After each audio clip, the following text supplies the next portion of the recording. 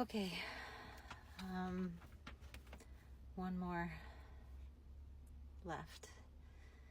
And I wasn't planning to whistleblow this crime because it wasn't my story to tell, but now I feel like I have to.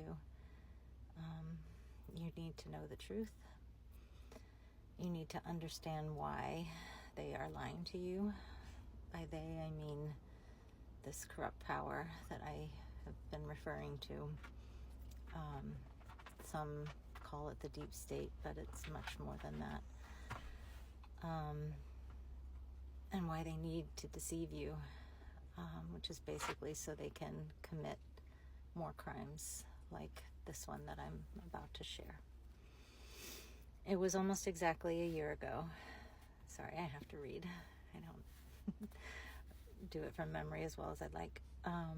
It was almost exactly 1 year ago from today, which is November 19, 20. Oh, I lost track. That a friend, a longtime family friend, came from DC with her son to stay with me while her brother was ill in the hospital. Rose had been working in DC as an attorney in the Department of Justice fraud section. Side note, it was about 1 year at this point. This was November of 2023, so it had been about 1 year into my own whistleblowing with the FBI trying to expose the Russian money laundering. But I had promised myself that I wouldn't say anything to Rose. I just felt it wasn't the right time. She was probably dealing with enough with her brother. But God had other plans for us. One evening after a long week and day, Rose at the hospital, me working on my pro se court cases, I opened some wine for us. And as wine usually does, like a true serum, we both eventually divulged everything to each other. My discovery of the Russian money laundering with the FBI that I did back in 2016, and my efforts to whistleblow, and her discovery of a massive embezzlement scheme between the DOJ and this contract group, CACI, C-A-C-I, I don't know if I say it right, and her efforts to whistleblow as well. Both of us were waist deep at this point. And I thought to myself, what are the odds that God brought us together in that moment? And it felt like a God thing. Like, I just remember being like, God, you brought us together for a reason. And I think this is it. You all know my story, hopefully. You've watched my other TikTok posts. So here's what Rose discovered. It began in 2020.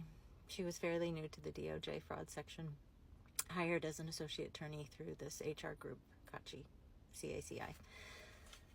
Something I didn't know was that many government workers in DC are hired as contractors, and they typically work through like an employment or HR group like CACI, which was one of the largest ones, covering multiple departments, not just justice and legal.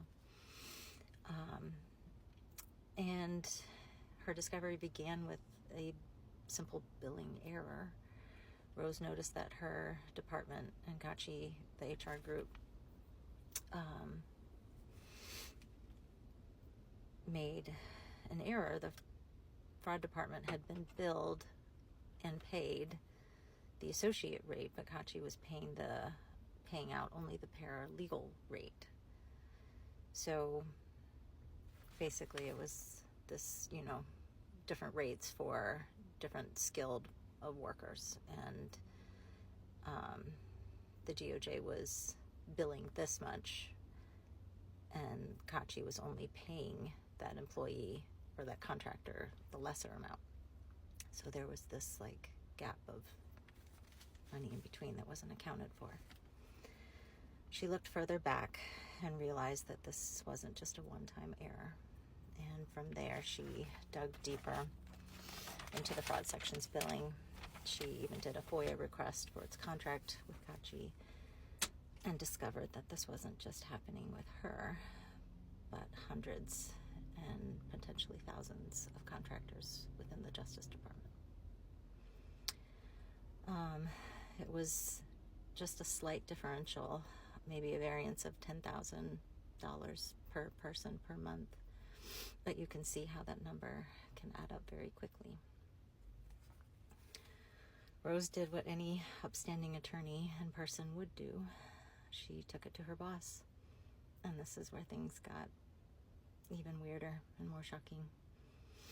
Normally, you would imagine a boss, like the response to be, holy crap, I can't believe this. I don't believe what I'm seeing. I'm going to alert the director. We're going to get to the bottom of this. Instead, it was just eerily quiet, calm, composed.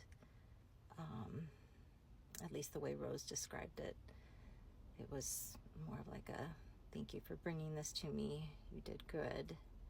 I'm going to take this. In the meantime, don't tell anybody, okay?